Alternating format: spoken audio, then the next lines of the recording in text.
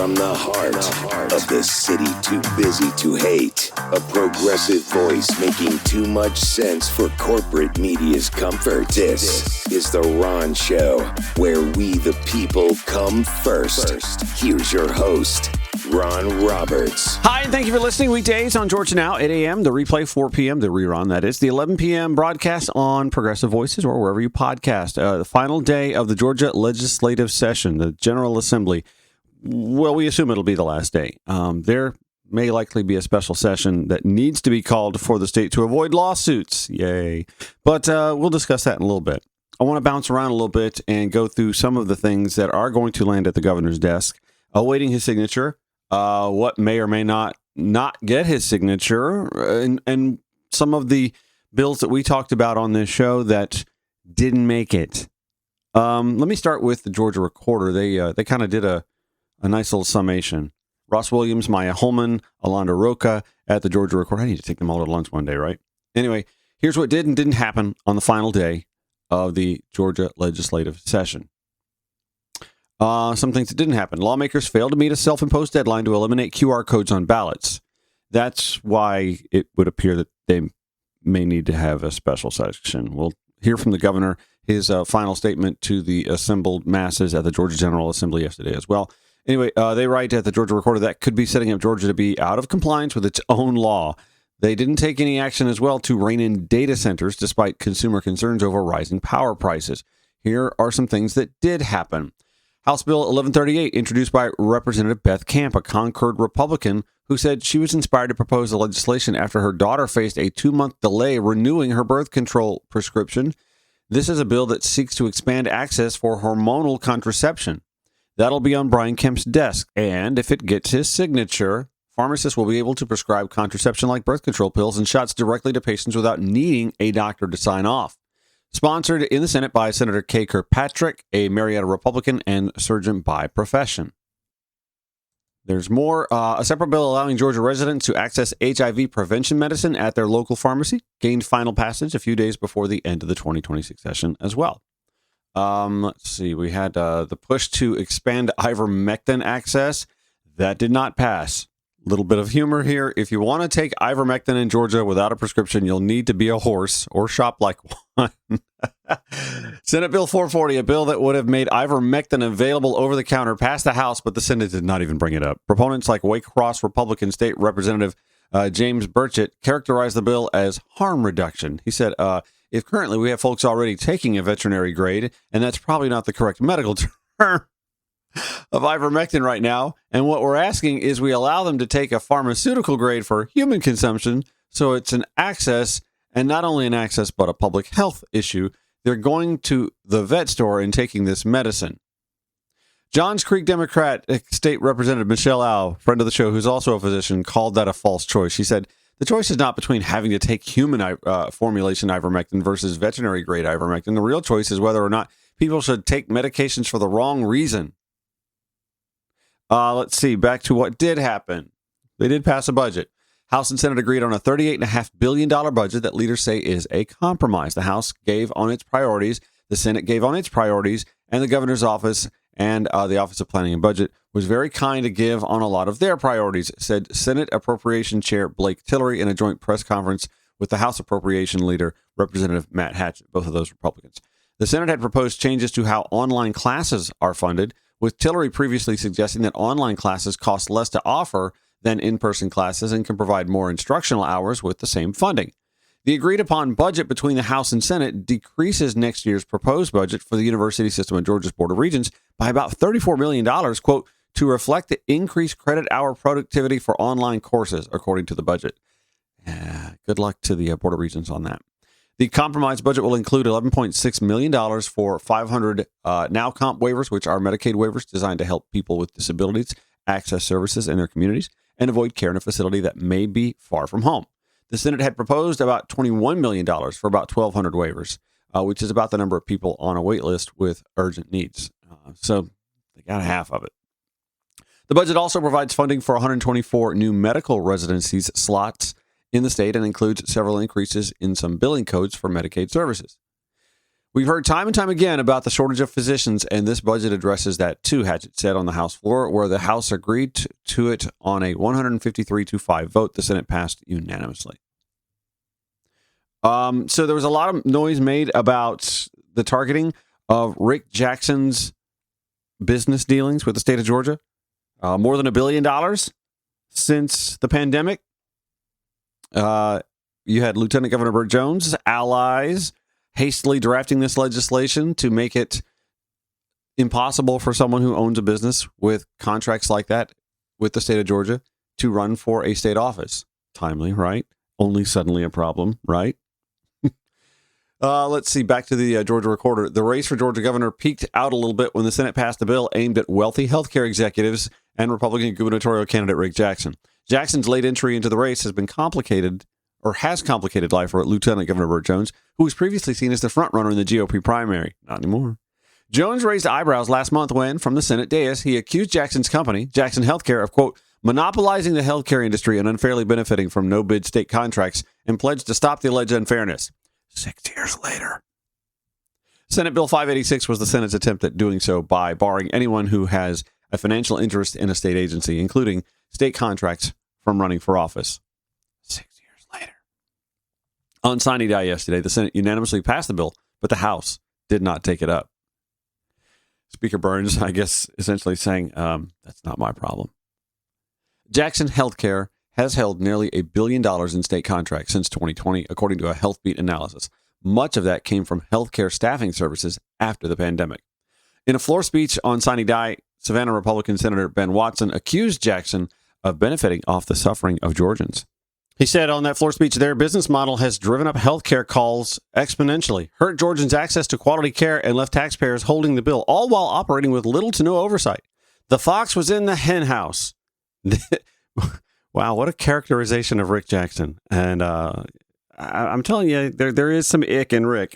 Nonetheless, it's just timely how there are suddenly a band of Republicans led by Lieutenant Governor Burt Jones, who is suffering the most from Rick Jackson's ascendancy into politics, who suddenly have some issues with this grift, right? Watson saying, this vendor had a green light to the state bank account and nobody was watching. Nobody. Not even the Lieutenant Governor, apparently. In a statement, Jackson campaign spokesman Brian Robinson, he, of course, one of the pundits on Fox 5 TV's The Georgia Gang. So tune in Sunday to see if something is said of that. Anyway, he accused Jones of self-dealing while in office. Ooh. Again, nobody had a problem with that while Lieutenant Governor Burt Jones was doing so all that time. Listen, I watch The Georgia Gang all the time. Brian Robinson's on it frequently. I don't recall that ever coming up. Anyway, Robinson accusing Jones of self-dealing while in office and, quote, corruptly trying to keep his opponent off the ballot. Now, I will say that. There is something kind of like I said, it's just all timely how this bill came. Anyway, it didn't pass. But Robinson said, Burt Jones uses public office to benefit himself. That's exactly why Rick Jackson is running, to stand up for the Georgians who don't have a voice at the Capitol and make government work for the people. The House didn't take it up. Remember? I said that from the jump. So, much ado about nothing. So Rick Jackson is still on the primary ballot and is probably still leading most polls. There is a new ad out, by the way, that attacks Burt Jones and his ties to the vape industry as well. Something else that a lot of convenience stores and truck stops benefit from, his dad owning a business full of convenience stores and truck stops. On the good news, there is the Dream Scholarship, Georgia's first significant needs-based financial aid program. It passed both chambers and is on the way to the governor's desk. The Dream Scholarship, companion to the merit-based Hope Scholarship, crossed the finish line as part of Senate Bill 556, a bill combining multiple pieces of higher education legislation, including placing Narcan at colleges and universities and raising the contribution limit to education savings plans. It is set to include $25 million to disperse to students in the next 2 years and a $300 million endowment to fund future students. Georgia is one of only a small number of states that does not have significant needs-based funding. Georgia Budget and Policy Institute senior education analyst Ashley Young called the new funds a watershed moment for the state. She said, we didn't know if this would happen this session or 40 years from now. And so we really are thankful that our top education leaders understand the importance of need-based aid. It's a racial equity advancement as well. Love that. And we finally have the support, bipartisan support, to move forward. So this is certainly a transformative time in Georgia. The bill also makes advanced fine arts courses eligible for a student's GPA average for the Hope Scholarship. Good. That means if the bill becomes law, students who take courses like advanced placement music theory will have those grades help them toward earning Hope. All right. So that's a little bit of what the folks at the Georgia Recorder noticed passing on signing day. Let's see. What else did I see here? We had, another one here from WABE. Tai Tagami reporting, people in Georgia who get injured badly enough to need an ambulance ride could worry less about the shock to the pocketbook if they have insurance, and Governor Brian Kemp signs House Bill 506 into law. The Georgia General Assembly sent Kemp the Surprise Billing Consumer Protection Act on Thursday. It would cap insurance costs for any ambulance ride requested by a first responder with the amount indexed to a multiplier of Medicare. The same copayment, coinsurance, or deductible charge would apply to ambulance rides, whether or not they are in the insurer's network, and the ambulance company would directly bill the insurance companies. Another thing that was a lot of conversation on the floor but never actually came to be would be Georgia switching to a different time zone. Believe it or not, we were actually looking to do that. Not to eliminate daylight savings time, but to just switch to a different time zone to avoid having to do it all together. That would have really been confusing. Caleb Groves at the Atlanta Journal-Constitution writing that House Bill 154 would have sought permission from the Trump administration to let Georgia leave the Eastern time zone, putting the state permanently on Atlantic Standard Time. The effect would have been to keep Georgia on daylight saving time year-round, which I'm for. It's just that the other half of the year we'd be like 2 hours ahead of Alabama. The bill passed the state Senate last month with a 45-5 vote, but the House of Representatives never called the bill for a vote before adjourning for the year on Thursday. In 2021, Governor Brian Kemp signed a law that would make daylight saving time permanent in Georgia if Congress approved, but Congress hasn't done that. Speaking of, Brian Kemp, term limited and thus not able to run for another term as governor. We'll see what he does in 2028. He did get to address the General Assembly one final time. We'll give you that audio when the Ron Show returns. It's Georgia Now, Progressive Voice via TuneIn or wherever you podcast.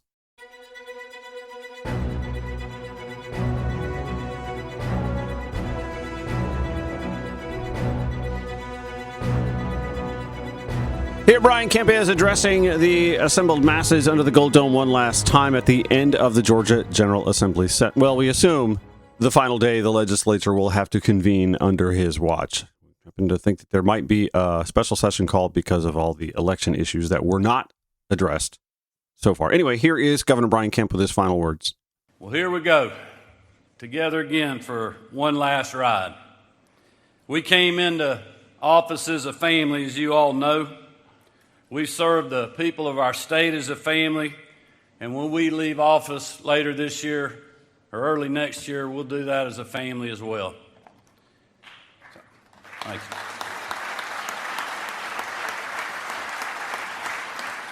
I couldn't ask for a better team and support than the four wonderful ladies that have truly blessed my life. Their strength and perseverance through very tough times, their courage and character have made these last 7.5 years both memorable but also truly impactful. The same is true when it comes to this chamber's partnership over the years. With your help, we have fought through a once-in-a-lifetime pandemic. We preserved law and order in this state, even as others called for violence in our streets and wanted to defund the police. So instead, we got January 6th and defunding the district attorney's office in the state's largest city, largest jurisdiction. Make it make sense. As was just mentioned, we passed 11 pieces of legislation that made Georgia the national leader in the fight against human trafficking. We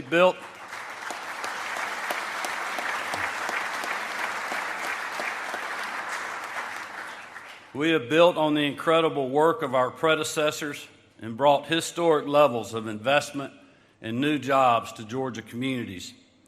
We've maintained our coveted ranking as the #1 state for business while also becoming a top state for talent. We've enacted the largest state income tax cut in history, and we've saved well over $10 billion for hardworking Georgians and businesses. We've put more money toward education than ever before, while making our classrooms a safe haven for our students and our educators. We've done what so many thought was impossible by passing meaningful tort reforms that are already keeping more money in the pockets of Georgians and job creators. And yet, Georgia ranks 40th in the U.S. for raising a family, according to Wallet Hub, indicating it is among the bottom 10 states for family-friendly conditions. We've made historic investments in transportation. Yeah, additional lanes on interstates that are already clogged and 20 years behind, needing those lanes, and zero in mass transit, of course. Water and sewer infrastructure. Yeah, DeKalb County could use some of that. Also, the city of Atlanta with more than century-old pipes we learned a couple of summers ago. Could we get some of that, please? That will pay dividends for generations without creating mountains of debt for future Georgians that they will have to pay back. And as I've mentioned before, while other states are dealing with budget shortfalls and thinking about raising taxes on their citizens, here in Georgia, we've used our surpluses wisely and are returning money to the people, all while lowering taxes. Not bad for government work, if you ask me. So on behalf of my family, I want you to know that it has been an honor to work with you, both through tough times and times of unprecedented success. Years ago, we started this journey of service together with Speaker Ralston when he wielded the gavel. And now we have the honor of serving with Speaker John Burns. In these roles, both partners showed the dedication to wisdom, justice, and moderation that exemplify true statesmanship. I also want to give a special thank you to someone that Marty and I consider not only a great leader, but a great friend, Speaker Pro Tem Jan Jones.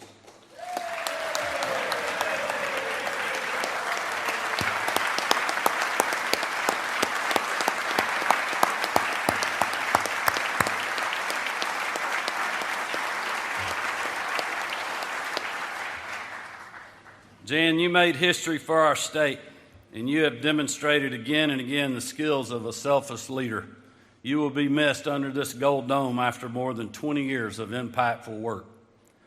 I also want to thank the people who support those that serve in this chamber, who dedicate long hours and careers of service to their fellow Georgians, but who rarely get the attention and applause that they deserve. I'm referring to people like the Clerk of the House, Bill Riley, and his team.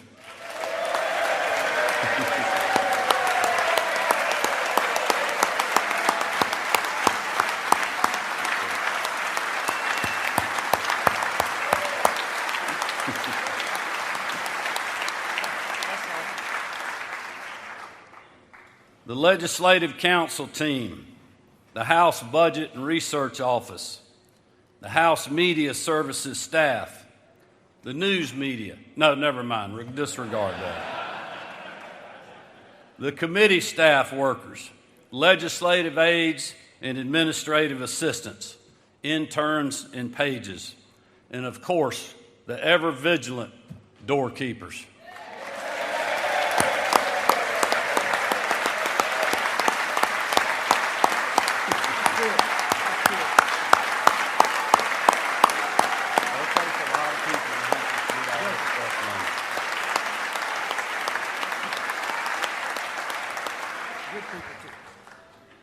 And anyone else I may have missed. That's all very nice.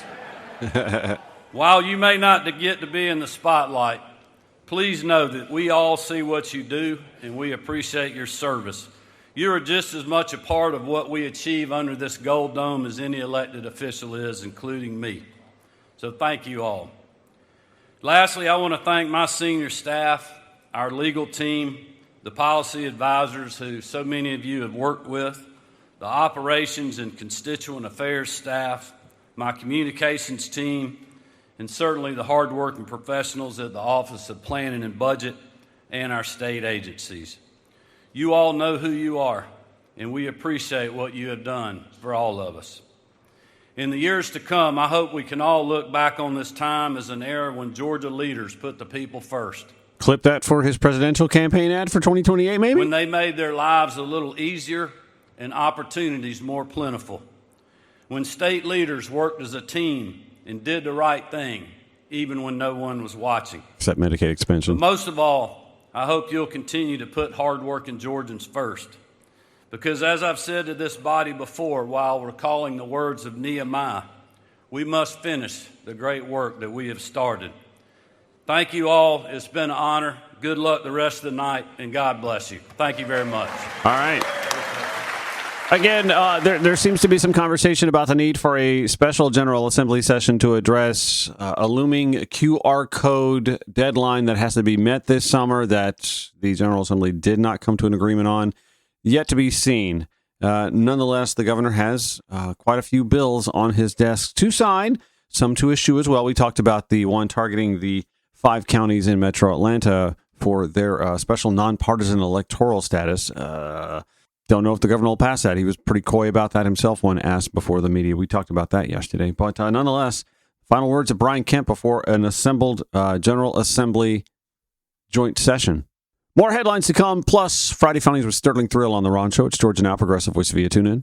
This is The Ron Show. We've talked a lot on this show about the towns of Social Circle and Oakwood, Georgia in recent weeks, because both of those towns have the looming future of having mass detention facilities run by the Department of Homeland Security, which, by the way, still isn't funded, to let DHS and ICE incarcerate undocumented immigrants, anywhere from 1,500 to 10,000.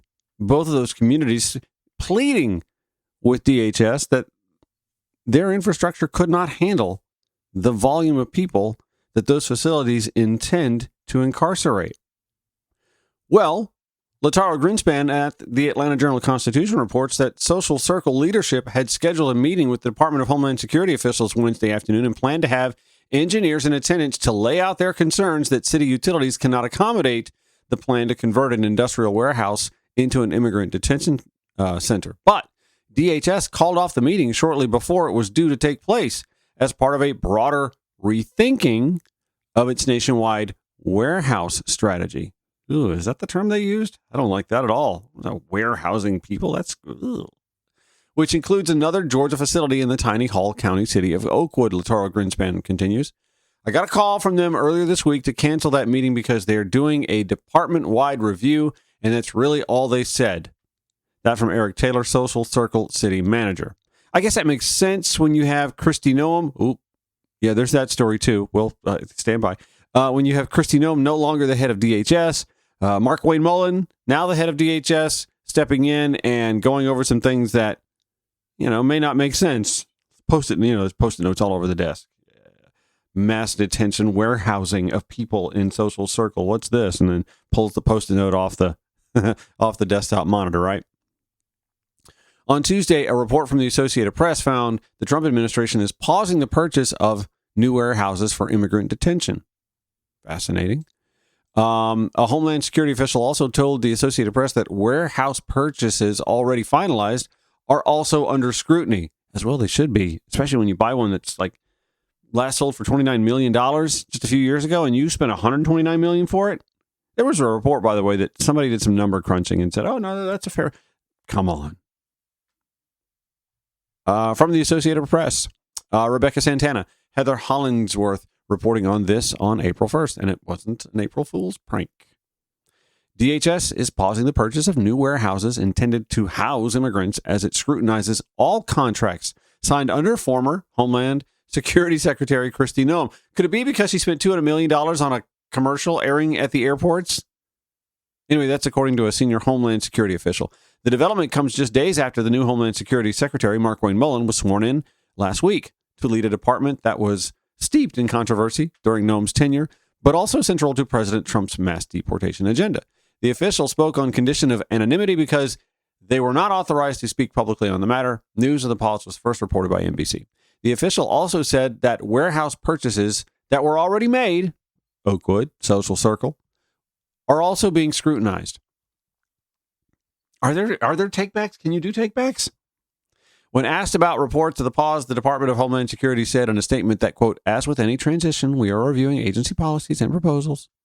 The department also noted that Mullen said during his confirmation hearing that he wanted to, quote, work with community leaders and, quote, be good partners, which would be quite a difference if you'd ask the folks at Social Circle or Oakwood, Georgia.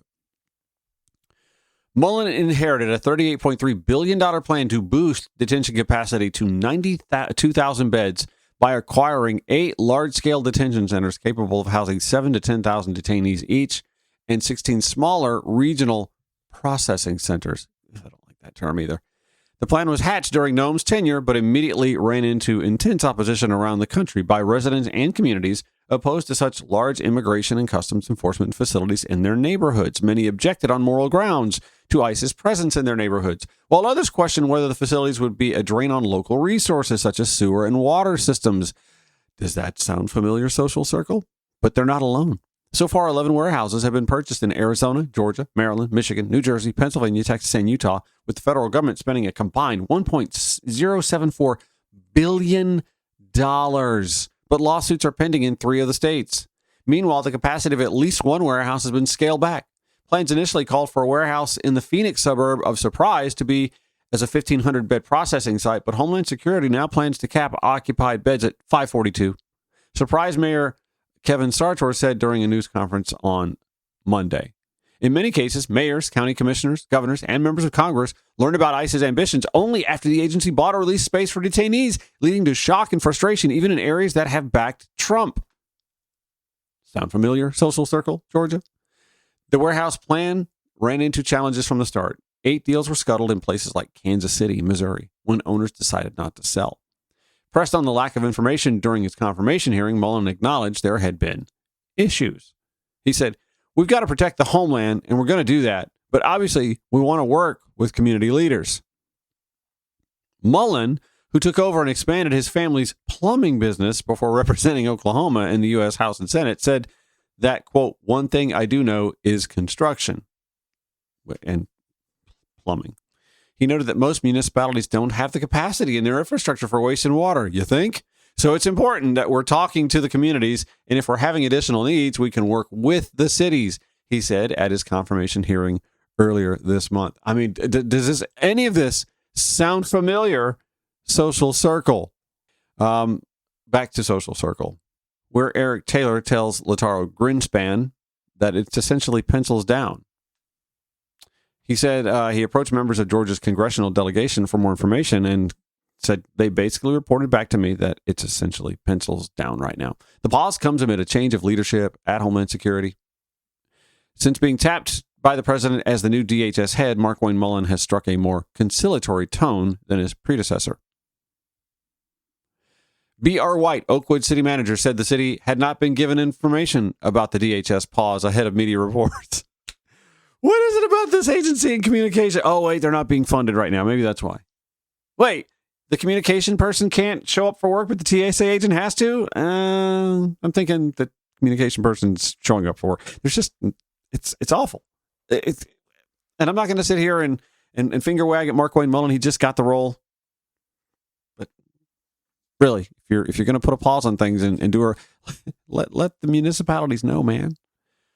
B.R. White added he wouldn't have expected to be notified given the federal government did not involve Oakwood authorities in its February purchase of the warehouse in the first place. Oakwood officials have expressed similar concerns as in Social Circle, primarily about the ability of its utilities to serve a large detention facility. He said, hopefully the new DHS secretary will follow through with his comments and thoroughly review their warehouse to detention facility program, including meeting with local governments to discuss the impacts. Even prior to this week's pause, there had been signs the Trump administration was not going to be able to stick to its original timeline for converting the 2 Georgia warehouses into detention facilities. I think they wanted to have them both up running by this summer anyway. That wasn't going to happen. At the time of the warehouse purchased by the federal government in February, city leaders in both Oakwood and Social Circle said they'd been told detainees would arrive sometime in the spring. I mean, it's spring now. But the Trump administration has yet to award contracts for the building and operation of either facility. ICE must build out the warehouses with cell blocks, recreational spaces, how nice, medical facilities, cafeterias, and visitation rooms, among other necessities, before detainees can be held there. And Taylor said he hopes the current pause becomes permanent. My number one hope is that they come out from the review, realizing they made a bad purchase here in Social Circle and that we're right in everything we've been saying and that this is not the right community fit and we don't have the infrastructure for it. And I hope for greater dialogue because there's been zero dialogue, not just with us, but with anybody in any city in the country. It's a pause. I don't know what to read into it. They don't either. In Oakwood or Social Circle or in Surprise, Arizona. We don't know what to read into this. But it is interesting that with the change in leadership, and I mean, Kristi Noem, she just seemed like she was drunk with big, bad, beautiful bill money, right? Just lavishing it. And $1.074 billion for warehouses that it looks to me like there may be a lot less use for, if much use at all. Are they going to turn around and be able to sell that $129 million warehouse for $129 million? Actually, throw in the commission on top of it because now you got to pay the commission. I mean, I almost had a listing presentation yesterday with some buyers of mine who purchased a home 2 years ago. 2 years ago. The market has not, it hasn't, in the last 2 years, they were going to lose money is what I'm saying. So if you purchase something in February and then try to turn around and sell it in July, for example, there's no way the taxpayer loses money on this. Where's Doge? Where's Doge? I'd like to think that maybe this is one of the reasons why Kristi Noem got fired, and yet I'm pretty sure it wasn't why Kristi Noem got fired. But I tell you who did get fired, Pam Bondi. We'll discuss when the Ron Show returns on Georgia Now, Progressive Voice of you. Tune in.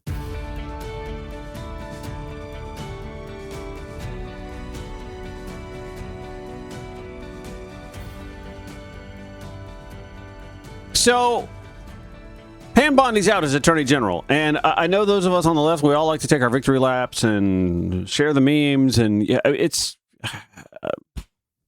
funny unless you're Pam Bondi. And the president released a Truth Social post that made it sound like she's off for a fantastic gig in the private sector that hasn't been announced. And that, she did a wonderful job, yada, yada. Here's the thing. This isn't about, Pam Bondi just being an embarrassment to the country. And she was, don't get me wrong. That has nothing, because there seems to be no self-awareness in this administration with this president. This had, I believe, everything to do with her inability to deliver, not for the people, which, believe it or not, is the job, but for the president. And touching on that, as a matter of fact, is Kyle Cheney at Politico, who wrote that Pam Bondi did almost everything Donald Trump asked, and it wasn't enough. Her ouster as Attorney General Thursday continued a string of unceremonious departures for the occupants of Trump's most perilous cabinet post. All have one commonality: failure, in Trump's eyes, to sufficiently use the Justice Department as a shield from legal scrutiny and a sword against his political enemies. Against that troubled history, the role will fall to another, perhaps EPA Administrator Lee Zeldin or Deputy Attorney General Todd Blanche, who used to be Trump's personal attorney, by the way, with the same sword of Damocles dangling above. One of the crucial questions that person will face: how far will you go to avoid Pam Bondi's fate? Back to Kyle Cheney, who writes that Trump's second term has been marked by an unprecedented assertion of executive power, but that hasn't translated into the cascade of criminal prosecutions Trump has long demanded against his enemies. That's in part because the Justice Department's work on criminal prosecutions is at the mercy of grand juries and the courts, which do not answer to Trump. Could it be that these prosecutorial cases are just so flimsy and lacking in merit that no one can get that job done? That doesn't seem to turn a light bulb on inside the head that is one Donald Trump. Cheney writing, Bondi went further than her predecessors to give Trump what he wanted. After Trump publicly pressured her in September, like in a Truth Social post that was supposed to be a DM, Bondi installed a hand-picked prosecutor to engineer, I like that word, engineer, criminal cases against the former FBI Director James Comey and New York Attorney General Letitia James. But a federal judge quickly dismissed both, finding that the maneuvering violated federal appointment laws. Other cases that Trump has demanded: the prosecution of several congressional Democrats who urged the military to disobey illegal orders, Charges against his longtime nemesis, Senator Adam Shifty Schiff, and pardoned members of the January 6th committee have stalled or failed to get past the starting line. I mean, this is all about fealty to him and his own justice. Well, I say his own. It's not supposed to be. There used to be a time you couldn't even, like, from the White House, contact somebody in the Justice Department without having to go through an intermediary, and like that wall is completely eviscerated. Anyway, this is about his handpicked Justice Department officials who want to do whatever it is that he wants to do, but then that pesky thing, our judicial system getting in the way. Laws. Trump has openly vented. This is back to Kyle Cheney. Openly vented about his Justice Department reluctance to bring more charges against his adversaries. I mean, they keep touching the stove and it's hot, and so now they're reluctant to do it. But why aren't you doing it? Worried that it damages his credibility with his MAGA base. His complaints echo similar frustrations he lodged against Bondi's predecessors, William Barr, who refused to countenance his false claims of election fraud, and Jeff Sessions, who declined to intervene in special counsel Robert Mueller's investigation of Trump's links to Russia. Trump was kinder to Bondi on her way out, describing her as, quote, a great American patriot and a loyal friend, before suggesting she would resurface in the private sector in the near future. But his praise for her was notably bereft of specifics, other than noting that her tenure coincided with a drop in the national murder rate, which was on the decline before he got sworn in. The White House pointed to Trump's statement when asked about whether Trump's frustration over the stalled prosecutions contributed to her ouster. The Justice Department did not respond to a request for comment. And we haven't even talked about her role in the Epstein files. Haley Fuchs with Politico writing that she's not off the hook there. She may be out as Attorney General, but she may still be in the hot seat with Congress. House Oversight and Government Reform Chair James Comer issued a subpoena for Bondi's testimony last month following a bipartisan vote to compel her deposition for the panel's Jeffrey Epstein investigation. Immediately following her firing Thursday by President Donald Trump, members of the committee said they still wanted to hear from her, and Comer didn't rule it out. Since Pam Bondi is no longer Attorney General, Chairman Comer will speak with Republican members and the Department of Justice about the status of the deposition subpoena and confer on next step, a committee spokesperson said in a statement. The pressure could keep building on Comer to force Bondi's testimony or hold her in contempt of Congress if she refuses to comply. And it isn't coming only from Democrats. The vote to subpoena Bondi was shepherded by GOP Representative Nancy Mace of South Carolina, who, by the way, is running for governor there. She was joined by 4 other Republican lawmakers and all oversight Democrats that were present. After news of the Attorney General's firing, Mace posted a dramatic image of Bondi's face superimposed on the word fired. Bondi handled the Epstein files in a terrible manner and seriously undermined President Trump. I don't know that both of those are true. She has stonewalled every effort to hold the guilty accountable. But what if Trump is guilty? What if? I mean, my God, I can't believe I said that. Believe your own eyes, right? Back to Kyle Cheney, who wrote, she damaged her own cause, hyping the release of the Epstein files within days of her confirmation, only to pull back months later, saying the files would not be released, generating a fervor among Trump loyalists who have long clamored to expose the details of Epstein's sex trafficking operation. Trump opposed their release, but reversed himself when it became clear Congress was going to force his hand, and he's since endured months of relentless scrutiny about his relationship with Epstein, some details of which have been newly aired in the files. I wish I could find, by the way, there was a piece that I saw, I don't know if it was on Twitter X or I don't remember where I saw this, but there was also the reappropriation or the reallocation of personnel to go through the files and the, surreptitious and curious redactions where Trump was involved that had to be undone. I wish I could find that. That may come up later. I'm drawing a blank right now. More from Politico and Todd Blanche. Now, I believe the first president's personal attorney to ascend to, well, acting, but still Attorney General of the United States.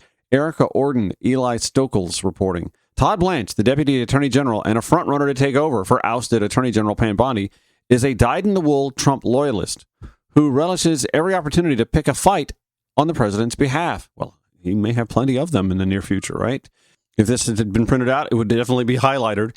Blanche will be the first acting Attorney General in modern history to have been the president's personal criminal defense lawyer.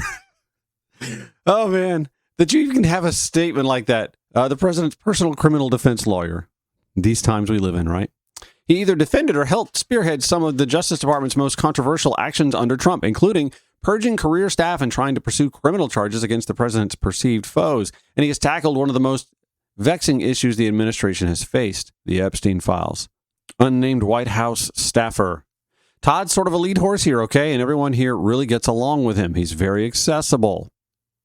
Todd has been with the president a very long time because there's been a lot of criminal cases for him to Anyway, Blanche isn't shy about highlighting his tenure as Trump's personal lawyer, despite criticism that it presents a conflict of interest, you don't say, in his work at the Justice Department. I represented Donald Trump in the Manhattan DA case and in Jack Smith's prosecutions, Blanche said last week at the Conservative Political Action Conference when asked about the weaponization of the Justice Department. So I lived it every single day for 2 years, what was happening.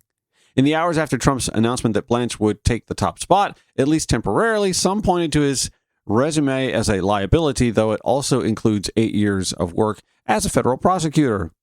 The DOJ is not a personal law firm, yet Donald Trump has installed another one of his former personal defense lawyers to lead the DOJ. That from Representative Don Beyer of Virginia, writing on social media. His blind allegiance to Trump is not a qualification for the job. Come on, Don. Is not a qualification for the job. He is wholly unfit to lead the DOJ, which makes him a perfect fit in this cabinet. Which, by the way, it appears that the president is looking to shake up a little bit more. Hegseth Patel. Do you have all those boxes unpacked yet? I would maybe just hang on. Dasha Burns, Politico. Trump has expressed frustration and disappointment with Commerce Secretary Howard Lutnick and Labor Secretary Lori Chavez DeRemer, and is pondering making additional changes to his cabinet. Oh, okay. Well, those weren't the names that were on the top of my head, obviously. He's very angry, and he's going to be moving people. An administrative official familiar with the dynamics told Politico. That official and 3 other people with knowledge of Trump's thinking around the cabinet were granted anonymity to discuss the unresolved personal issues. What's funny is like he realizes his administration is screwing the pooch on a lot of issues, but it's only because they're doing everything he's asked them to do in service to him, but not in service to the American people, in service to Benjamin Netanyahu's whims and not those of us or the 13 American military lives that have been lost so far in Iran, or the money we're spending at the gas pump that we weren't spending before. In service to the Proud Boys and Stephen Miller and Nick Fuentes and white nationalists, and not in service to the American economy that is stagnating, languishing, because the farm labor, the hospitality labor period has been construction, home construction labor has all been targeted for deportation. He's mad he's not getting the answers about the 2020 election that he's been fixated on getting only the right, air quote, answers for. The call is coming from inside the Oval Office. It's you, dude. It's you. There are not going to be enough people to put in cabinet positions who are going to make you pleased. And this is what enrages me about MAGA and Republicans. They will exhaust millions, billions, trillions of dollars, years, decades of time, ratcheting up the national debt, and still not come to the conclusion that their policies, their theories, their ideology works.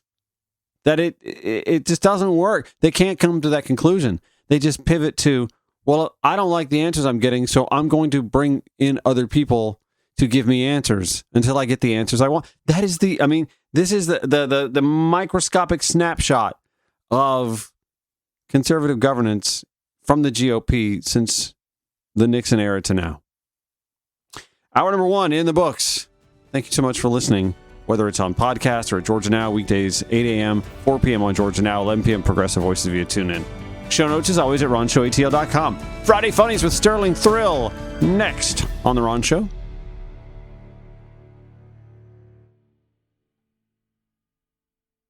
From the heart of the city too busy to hate, a progressive voice making too much sense for corporate media's comfort. This is The Ron Show, where we the people come first. Here's your host, Ron Roberts. Good to have him back for Friday Funnies. Sterling Thrill joining The Ron Show. My man. I feel like taking last week off wasn't such a big deal because we just didn't have nearly the antics that the last few days have given us. I mean, let's see. We got Kristi Noem's man ordering fake boobies to wear for his femdom. And outside of the LGBTQI plus the alphabet mafia, a lot of y'all might not even know what a femdom is, but we all do now. We know what it is. Be honest, I don't know what it is, but like I know, and I saw it, and I was like, oh, okay, context clues. I didn't read the bylines, but yeah, I mean, I didn't know it. I didn't know that Kristi Noem's husband, just like the rest of us, when she's not around anymore, he perks up. I didn't know that she would be perky like that. And it brings to mind that remember the game you play with your friends, right? The Marry Kill game. And you give them 3 names, and the poor dog is the one that got killed, man. Yeah, the dog ain't gonna make it, bro. Yeah. Corey Lewandowski got the goods, and he got the marriage, and the dog got the bullet. Unfortunately, but that's at least she's in charge of something. At least we should put her in charge of something. Oh, maybe not. She's the Shield now, right? Yes, exactly. Shield? Agents of S.H.I.E.L.D., right? Isn't that an ABC failed TV show of some sort? Well, no, it lasted like 7 seasons. I don't think that's a failure. They canceled it. It was like 6. It was like this. Oh, you can't see this radio. I'm doing the dad joke. Yeah, what, 6, 7. Okay, thank you for that. But Ron, you ain't around enough kids, man. Right. Well, I know the 6, 7 thing. I don't know what it means. In fact, you don't either. None of us know what it means. The kids are going to carry that to their grave or to our graves. But does it surprise you that the husband of a successful, I guess I'm going to use the word successful, politically powerful woman is someone who likes to be subjugated by another woman in that sort of sexual way? It unpacks a lot, right? All right, I got to know now. Sorry, in order to answer this, what's a femdom? Because I thought I could do some context clues. What is it? Well, a femdom. So he dresses up. What's the boobs for? He dresses them up for him, right? Yes. And the way it would work is he would hop on like I guess Chatterbait or something like that, one of those services where you get on and you have web fun with someone else. And in this case, the femdom was a woman who is a bossy dominatrix type woman who orders him to do things. And one of the things that he apparently liked to be ordered to do was to throw on a rack and be a dainty bimbo. The bimboification is how it comes out. Yeah. A dainty bimbo. All right. Oh, wow. He just doesn't have enough, dom at home, I guess. She got too busy. Maybe it didn't happen until she became more of a public figure. And you don't want to push your luck with Kristi Noem because she'll take you out to the backyard in a minute, it's over like that. He might be a femdom. He ain't a furry. I know he ain't he ain't dressing up in no animal costume. That's not happening. Yeah. Speaking of dainty, Lindsey Graham at Disney at Disney World spotted with a Harry Potter wand or whatever at the theme park in Orlando. It wasn't Disney. It was Universal. Anyway, spotted with the fairy princess wand at a theme park. Lindsey, what are you doing? How many did he have on him? I think in him. Sorry. In him. How many did he have in him? Oh goodness, goodness. Yeah.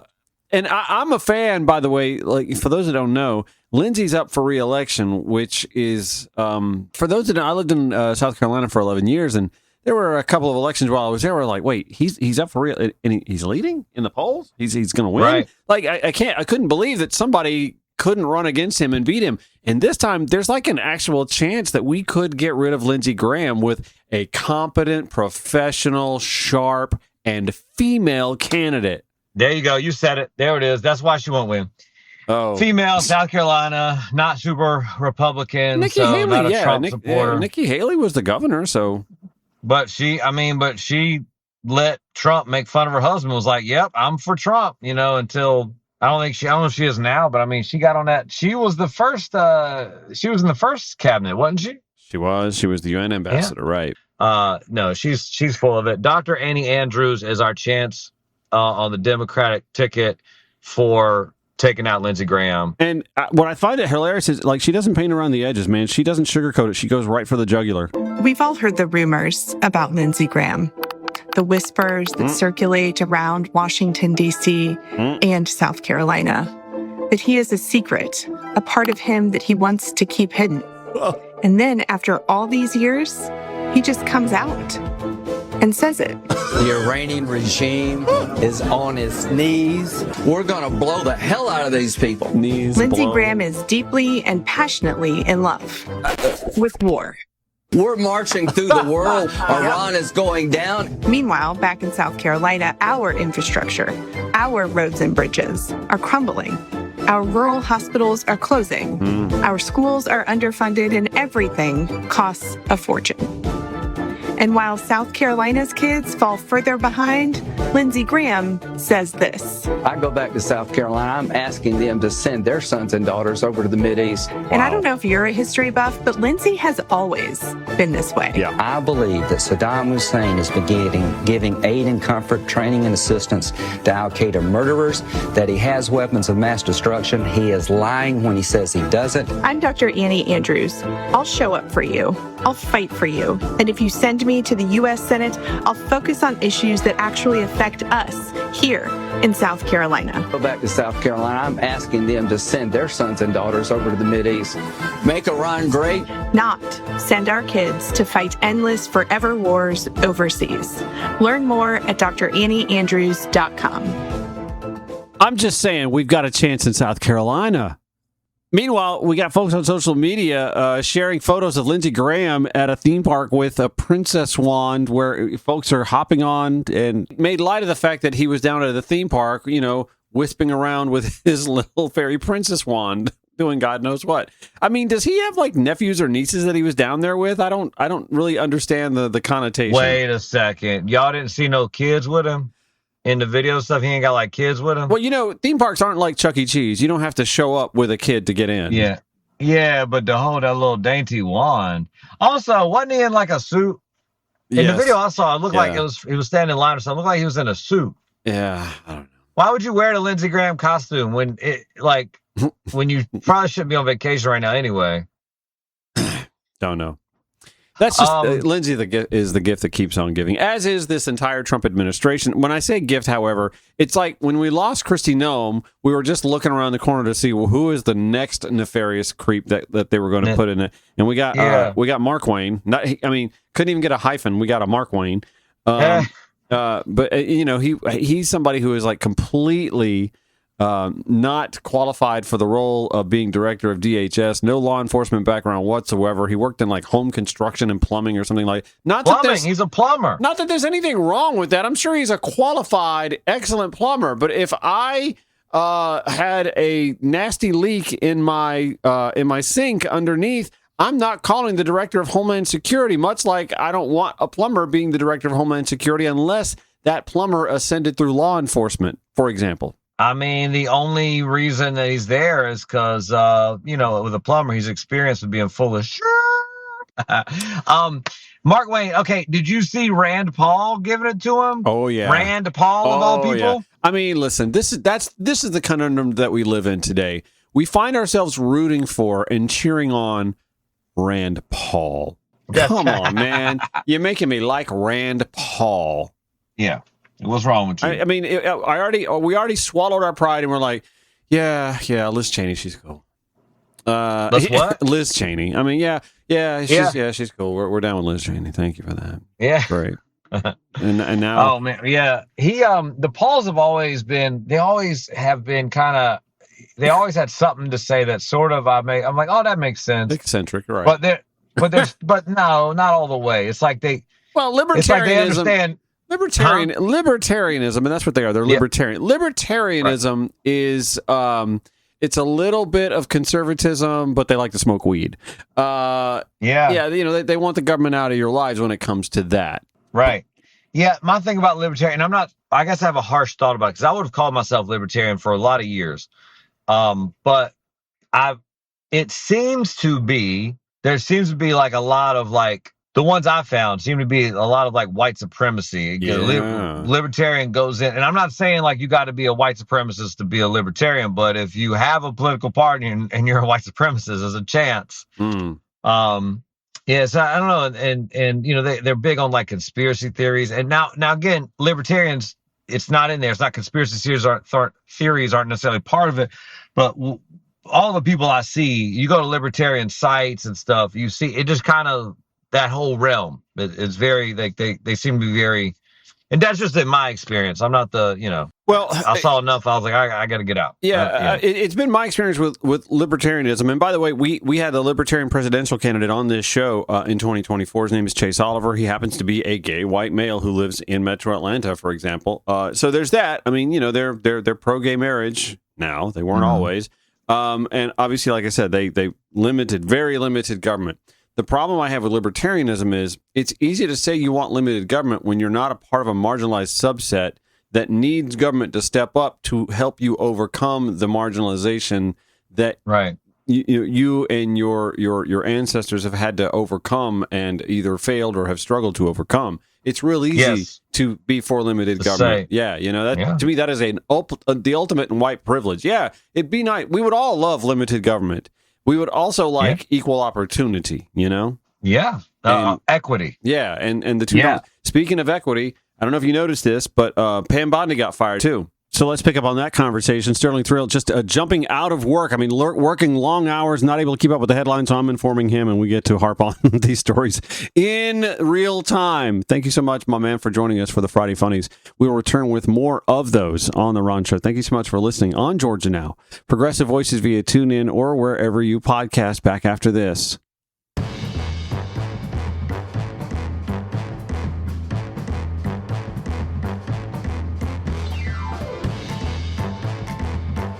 Sterling Thrill at sterlingthrill.com joining us for the Friday Funnies. Yeah, Pam Bondi got the whack earlier this week. Woo! Won't he do it? So notice this. Fired? Yeah, she's done. She's out. She's out as an attorney general. Let me say, this is what I want to say about Pam Bondi. Well, I'm glad she's gone, but I will say this.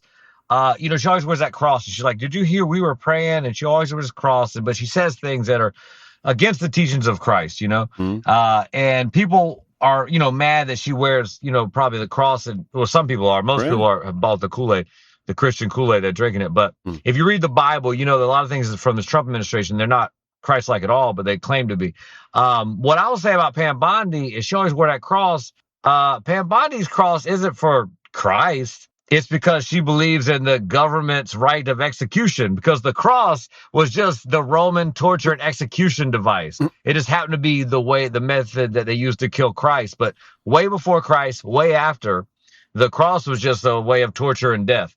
And that's all. It'd be like us today wearing an electric chair around our necks, you know what I mean? Or putting it in our homes. So when Pam Bondi was wearing her cross, she wasn't thinking about Jesus. She was thinking about government torture, and she was standing on business. You're being serious about this, and I'm like, is this a joke? Because I thought it just was a joke that wasn't funny. It wasn't landing. Also... Okay, but I get what you're saying, and that's one way to look at it. Don't be mad at her. She's standing on business. She wasn't really about Christ. She was about government torture and execution. That's why they got that cross. I can't help but wonder if all along Pam Bondi got this job because when she was the attorney general in Florida, a lot of the Epstein stuff was going on in and around Florida and Palm Beach and Palm Beach County and Mar-a-Lago. And there's, like how much does she or did she know and keep to herself? Remember, the files were sitting on her desk and then they didn't exist. And then they had to exist because they kept releasing them. I'm not going to lie. I was talking about Caroline Leavitt. Dang it, I just realized what I did. Oh, you're talking about the White House press secretary. Press secretary, not Pam Bondi, Attorney General. I don't know what else, dude. I just went, you have to take all that back. Blur, blur, blur, blur, blur, blur. Anyway.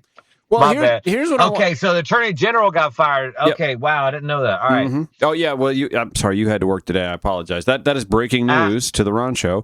But do you notice now that she got fired yesterday, right? Yes, right. As far as the cabinet officials go, we've got now 2 women who've been fired and everybody else hasn't been. Are these, yes or no, DEI fires or? Oh man, DEI fires! I love it, dude. That's so good.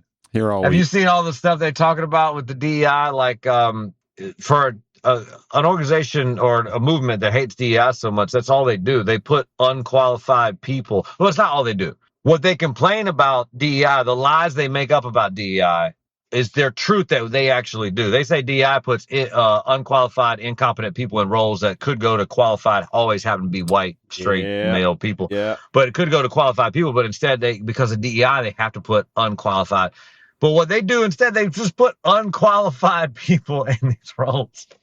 Yeah, I mean, if you wanted to make a cogent, valid argument against DEI, at least put competent people in places of authority so that you at least make the case that you've eschewed that, we're overcoming DEI by putting the most competent people. And it's like they did the exact opposite. It's like if there's a certain level of competency, it's like they don't mind DEI. If there's a certain level of competency, it feels like you can understand logic and empathy and what's best for society. I don't know.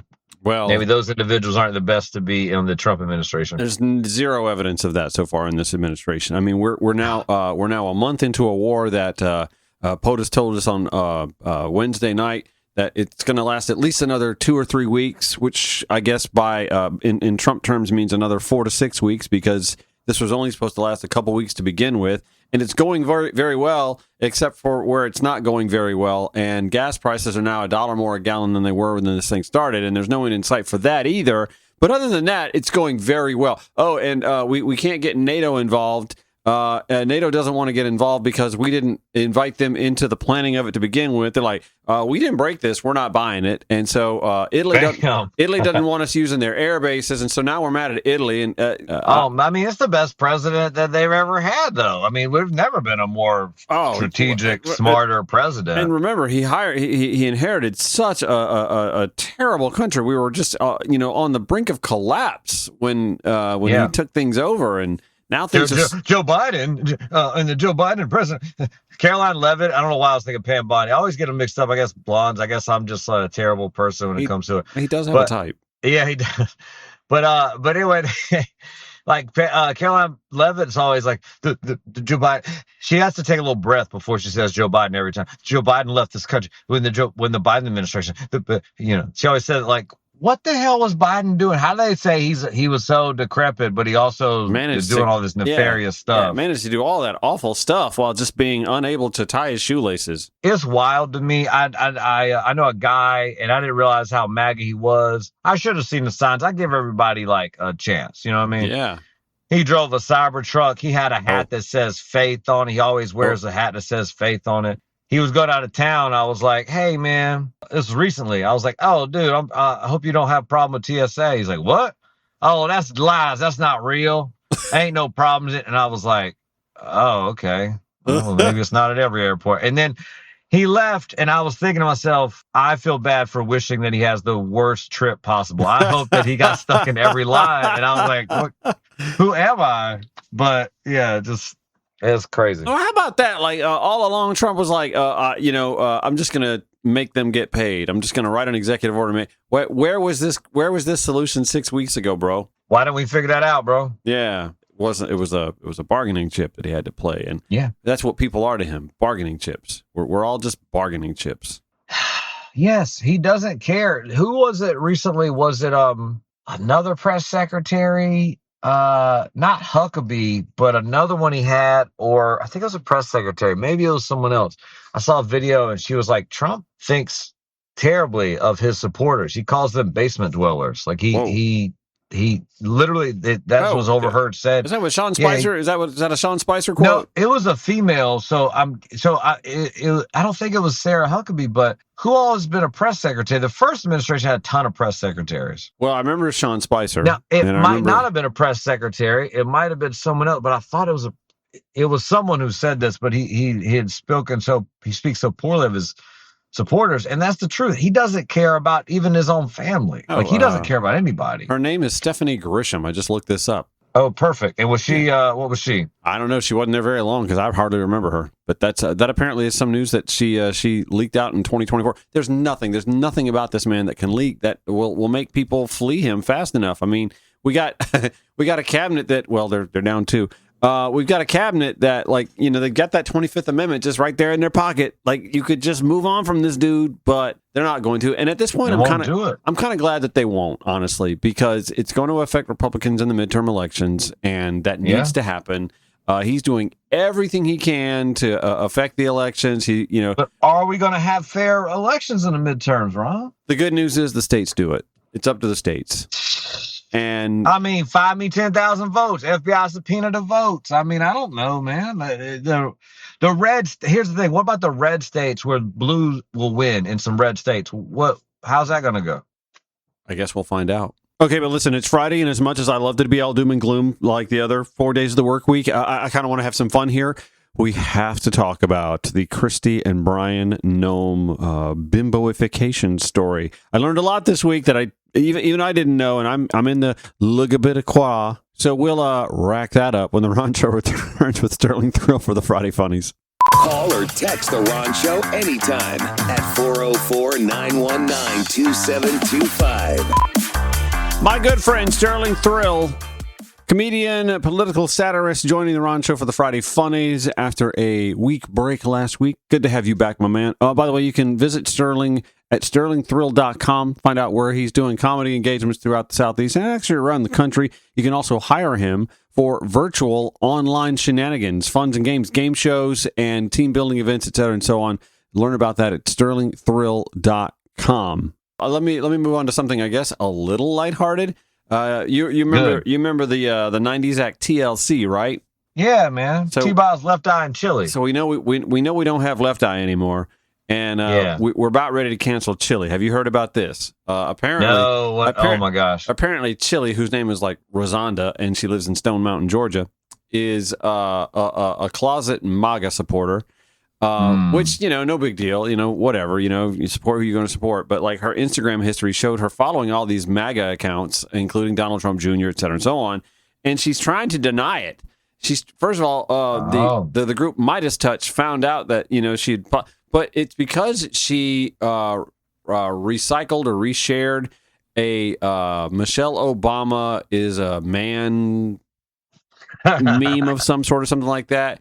And she claims it was an accident and that she's not a MAGA. And yet every time she opens her mouth and says, well, I'm not a MAGA supporter. And the Midas Touch people are like, well, then why do you follow these people and that person and that person and these people? And then she's quietly slipping onto Instagram and clicking unfollow. and made donations to MAGA aligned political campaigns and candidates and whatnot. I didn't know that, making donations too. Yeah, it's like, ma'am, the receipts, so many receipts. Man, I guess, supporting MAGA, it might be crazy, it might be sexy, but it ain't cool. It ain't cool. I see what you did there. Creep. Yeah, there you go, Ron. Creep. I was there you go. That's nice. Oh, man. Everybody would have got the Waterfalls reference, but I was like, I don't know a good one for Waterfalls. Here we go. We'll go with this. Well, we all know. Mean, wait a minute. Hold up. Am I wrong here? No, I'm not. She's a liar. She's not because she says she doesn't support MAGA, but she's a liar. You know how I know she's a liar? How's that? She says she don't want no scrubs. And that's if you support MAGA, bro, you definitely love the scrub of all scrubs, right? Yeah, the scrub of all scrubs. So she's not standing on a buck right now. Yep. So you work in a tourist destination. It's spring break week is like 6 weeks in Myrtle Beach. Do you notice? Are there any sort of trends? What are people saying as far as like what the tourism industry is dealing with? Because we see the data. Like the international travel is down into the United States ever since he was reelected. What's happening with the spring breakers? Are y'all seeing the kind of crowds you normally are? I can't call it. I mean, I'm on the ground, Ron. Yes, sir. But I can't call. I should do a bit for you, Stir on the Street or something like Stir on the Strip or something. But I don't. We have a lot of sports tourism in the spring also. That's true. So we a lot of those, like a lot of families come with their like baseball and lacrosse and cheerleading. A lot of cheerleading and baseball are the two biggest ones, but a lot of the sports. But yeah, so we got that going on. I hate to sound sexist, but is cheerleading a sport? Goodbye, Ron. We're gonna get. Also, the most jacked dude the other day I ran into was a cheerleader, man. So don't know that it's but yeah, cheerleading has to be a sport, just like couples figure skating, because that's how I justify pro wrestling as being a sport. Well, I'm not going to say that that's a sport either. Sorry, bro. I'm just not. Right. My mama used to get mad at me about that too. I'm like, why is this in the Olympics? It's an art form. It's not a sport. Like, if you're going to have this exhibition, makes it a sport. It's an exhibition sport. I mean, if you're going to make this a sport in the Olympics, we need to have ballet as well, right? Well, they had to break this. I mean, they did do the break dance, and like a lead balloon. And then you remember when they had the rhythmic gymnastics, which was literally just people like running around with tassels and ribbons and whatnot. I mean, I do this with my cat at home every night that she wants to play. I'm sitting there doing this rhythmic gymnastics with her and that little whip. And Kristi Noem's husband does it on the webcams. Hey-o! If you tell him to do it hard enough, he'll do it right now. Man, the going back to Kristi Noem and like her family, like they wanted privacy in this matter and all this stuff. Yeah. And like, I'm sorry, like you are the same people of the same party who don't respect the privacy of people in the sanctity of their homes or their vehicles, or the rights of trans individuals, or the LGBTQIA plus, or women who are like. I'm sorry, I'm not buying this. I'm just And now they don't. Yeah, they won't some privacy, but they'll go into your home and rip you out of your home, and take you to a concentration camp, pew you if you don't comply. When this news broke, my first thing, and this is what I always default to when some crazy ass story comes out. It's always like, all right, that's just another glitch in the matrix because this isn't real. This cannot be real, right? I mean. I mean, in your wildest dreams, could you have ever imagined that Kristi Noem's husband would be at home sliding on fake tatas to get on a webcam and talk with her femdom, his femdom? Well, I should say her femdom, because when he is in his bimboification, he wants to be a she, and I should respect they theirs pronouns. I'm switching back and forth. I don't know. Also, what's interesting about them is. Yeah. So, okay, I got two things. One, so is Kristi Noem, they're anti-trans. Are they okay with drag then? Is Kristi okay with drag? Because as long as you could take it off at some point, it's like they must be some barrier of okay. I'm sorry. Permanent. Anyone who dresses up as much as she does has to be okay with drag, because I mean, you thought the dress, you always called her Barbie. You thought the dressing up stopped with her. Cosplay Barbie. Yeah, she loves to dress up. A lot of cosplays happening in that home. Yeah. The other thing, what was the other thing? The trans and drag. I don't know. I had another one on there, but I forgot. I don't know. Oh, you would think, I mean, if he wants to make anything permanent, his wife got to have a guy, got to have somebody. I mean, got to know someone with plastic surgeon, because, I mean, not like she ain't got no work done. Have you seen like the side by side photos of Kristi Noem's face over the years? No, because I like to eat. You know what I mean? I don't want to lose my appetite. No, what is it? Well, I mean, just for a party that's against gender affirming care, she has had some gender affirming care over the years. Ooh. Did she look more masculine at some point? She was not. I mean, the Mar-a-Lago face is very real with her, and I'm not going to sit here and tell you she's hot. I'm not the kind of person that can judge that sort of thing anyway, because I'm in the LGBTQI plus, the LGBTQI. And, you ain't got a little bit going on. Yeah, you ain't got opinions on a female being attractive or not. Some women I can, but like I loathe her so much I can't have an opinion just based on whether or not I think. But I will tell you that I am very straight, and if I hate a woman, it's hard for me to like even could see how she's attractive. Right? It's hard for me to see it. Yeah. I mean, I look at what she looks like now versus what she used to look like prior to all the work, and I mean, she is a vastly more plastered over, glossed over version of her. But like the two don't even look the same. She's had a. If you had to pick one, which one looks better? Are we doing Mary Kill again? Yo, you should do that with the 3 different versions. Heck yeah. Oh man. Oh my gosh. If you kill the youngest one, you don't have to deal with the other two. Oh, That's why you got that, man. Yeah. Ron, that's on the real right there. Ron on the real. Man. Sterling Thrill is not only a fantastic stand-up comedian, and we got to get you on the road and come back to the A-Town sometime and do some shows, but he's also the kind of guy that will hop on and do virtual sessions with you if you'd like to do some activity with your group or your organization, some role model and team building. Not the kind of role modeling that Brian Noem did, unless you tip him. Unless please. Yeah, if you tip him well enough, you might be able to get that out of Sterling. Oh my gosh, I don't know, man. I don't know. If I haven't put on no fake tatas in at least a week. I don't know if I got any back there. No.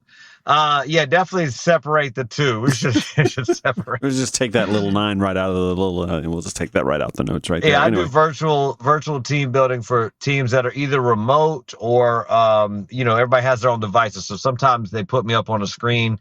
I'm doing my hands like Trump. I'm moving the biggest screens into. But sometimes they put me on a screen at some businesses, have like a big conference room, and they put me on the screen and they play it kind of like a game show. Which I do game shows, but anyway, sometimes on your device individually across the world, sometimes we're all in the same room, but happy to do that if you guys ever want to play a team building game show. So if you have a corporate job, it's not even your buck, it's somebody else's. If you are a team leader though, and you have a little small business, you want some engagement with your team, we won't talk politics. We won't talk about your preferences on how you dress up or are dominated. And the only domination will be from the other team if you don't play well. That's all it is. Oh yeah, that's the only dom he's into. Anyway, sterlingthrill.com is where you get to find out about all that and more. Sterling, thanks for your time, man. Good to see you. Thank you, Ron. Thank you for your time. It's always a blast, man. While we're still thinking about, are we still thinking about Brian Noem and Kristi Noem? There is an op-ed that appeared in the USA Today. Headline: Love or hate her, Kristi Noem doesn't deserve humiliation. Going to disagree, but we'll review when the Ron Show returns.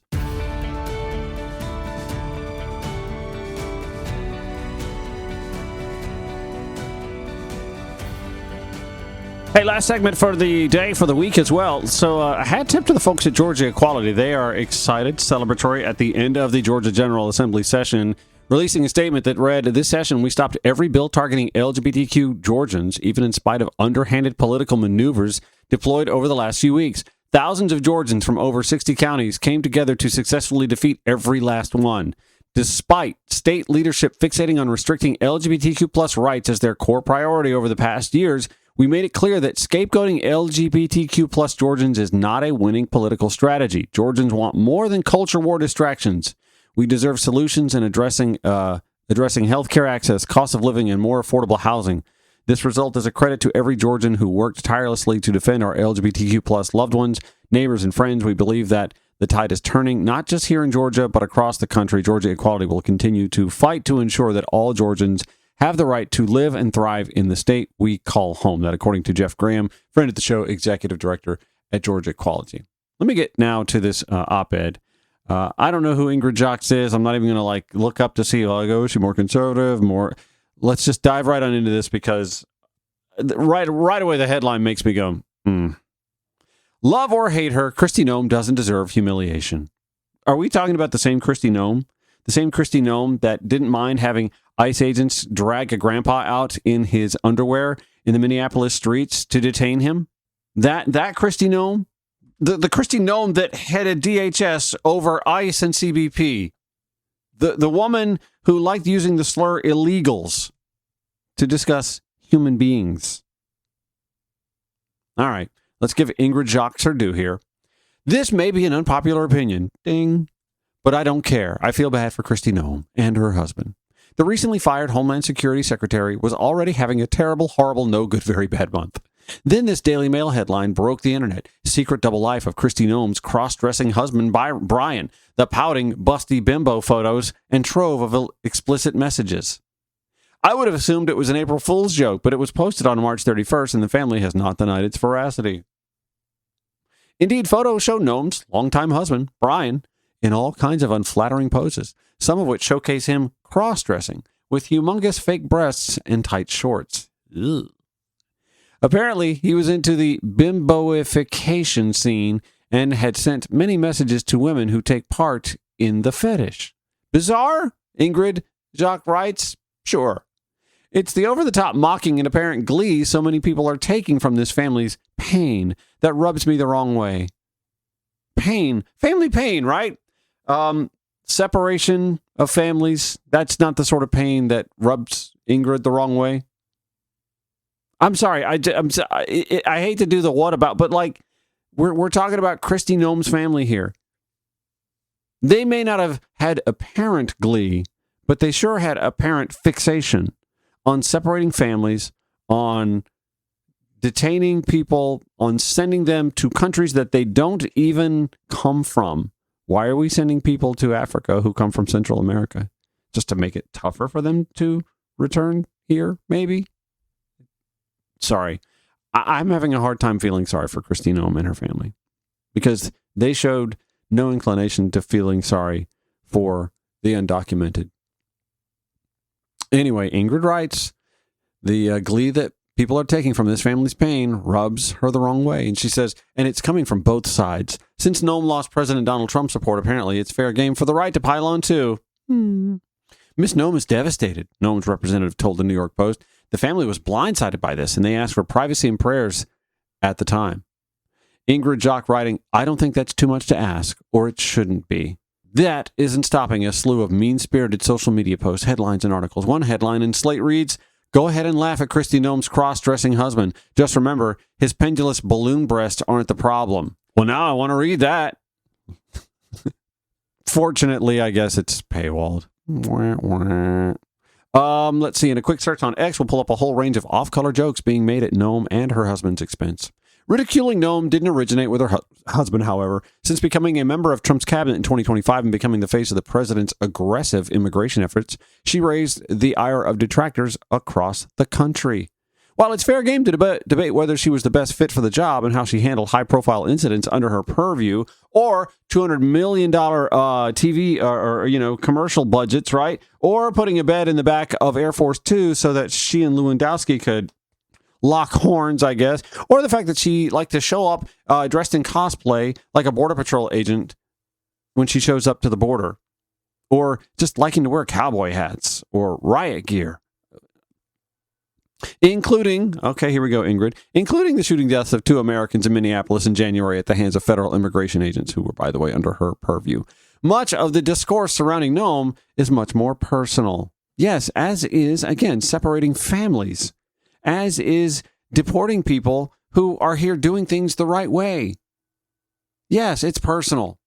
She's often mocked for her appearance, her costumes, while at southern border, and her intelligence.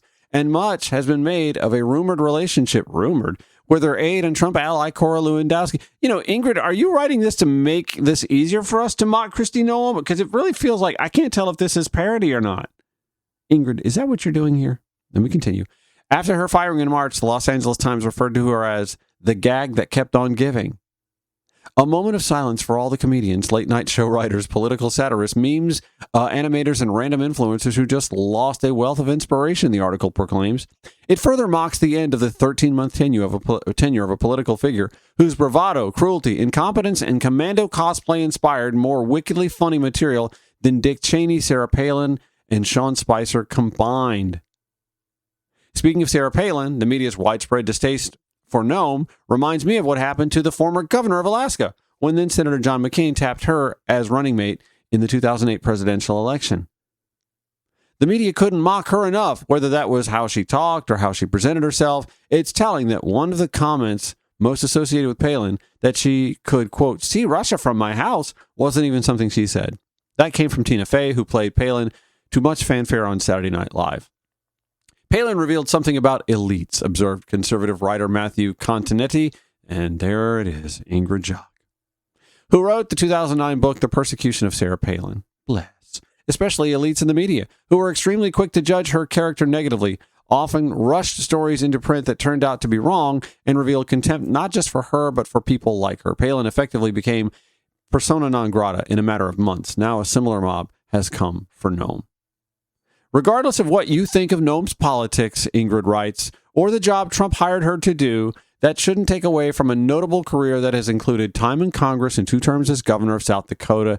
She's also a mother and a grandmother. Oh, the strings. Wait a minute, she's a grandmother? Holy crap. How? Family values. Family values. Let me just remind myself it's about family values. Ingrid Jock writes, I've interviewed her in person in 2021 while she was still governor and was impressed by her. Okay, so I think we've kind of figured out Ingrid and how she likes her bread buttered, right? Ironically, she said, we spoke about the unique challenges of being a conservative woman in politics. Now we're going to play the gender card. Oh, well, I guess I should have seen that with the mother and grandmother quip anyway, right? While the punchlines about her personal life will doubtless continue, a New York Times report from Noem's hometown after the bombshell news about her husband broke described the reaction of the couple's local friends and neighbors as genuinely tenderhearted. We could all learn from that, Ingrid Jock writes. Tenderhearted. Should we apply tenderhearted to immigration policy in the United States? No, can't do that. Could we apply tenderhearted to the families of trans youth who are only doing what their loved one believes in their heart of heart, in their mind, in their soul, is their true nature, in consultation, in concert with their physician or their psychiatrist or psychologist? Should we apply tenderhearted to that? Could we apply tenderhearted to Haitian refugees who entered this country legally and are working hard? Could we apply tenderhearted to that? Could we apply tenderhearted to the Syrian refugees, to the Afghan refugees? Could we apply tenderhearted to just about any thing where empathy is involved for someone other than a conservative who didn't have empathy for the others that I just listed? I'm sorry, man. This is the thing that gets me, man. I get really, really, really, really sick and tired of MAGAs pointing, well, yeah, they talk about empathy and openness and acceptance, but they won't accept MAGA. No, that's kind of the point. We can't accept unacceptance. We can't be empathetic with bigotry. So no, I'm not going to feel sorry for Kristi Noem. I'm not going to feel sorry for Brian Noem. The kids, the grandkids, yeah, absolutely. They didn't ask for this. And to the best of our knowledge, may not even be in concert with the way Brian and Kristi think. And I'm not going to sit here and assume, I guess, that Brian Noem is ideologically locked with Kristi, but they're married. You would have to think, right? That, but maybe I'm wrong. Nonetheless, it's all fair game. It's been fair game since Chelsea Clinton was targeted by right-wing pundits as a child. It's been fair game since Michelle Obama had her gender questioned, or she and her husband made to appear like apes in AI-generated cartoons shared on social media by the current president of the United States. It's been fair game since the struggles of an addict, Hunter Biden, were used as political, and whatever became of any of that, right? I'm sorry, no, don't give me the crocodile tear bullshit about Kristi Noem. Poor Kristi. Poor Brian. Poor Kristi, though, because Brian put her through this. And oh, by the way, did I mention she's a conservative woman? And so is Sarah Palin. And they're both mothers and grandmothers, and that's just unfair. No. Because they showed none of that kind of empathy, concern for others' feelings or their plight when they had the opportunity to show it as well. If you want empathy, you should share empathy as well. So I will not be feeling sorry for Kristi Noem or Pam Bondi or anybody else who happens to get fired from the Trump cabinet in the near future. I will not. And there's nothing you could write about that that's going to change my mind. There's nothing you could say about the way liberals and progressives are hypocritical, because I'm sorry, you get what you deserve. What is it? The golden rule? Treat others, okay, I get that. But it's not like anybody's detaining you. It's not like anybody's denying you your rights or the ability to get the medical care you deserve or to get all those face augmentations done or this, that, and the other. We're just pointing out your hypocrisy. I'm sorry that makes you uncomfortable. That'll do it for the Ron Show for the day, for the week. I want to thank Sterling Thrill for joining us. As always, show notes at ronshowatl.com. We air 8 a.m., 4 p.m. weekdays on Georgia Now, 11 p.m. Progressive Voices via TuneIn or wherever you podcast. Have a great weekend.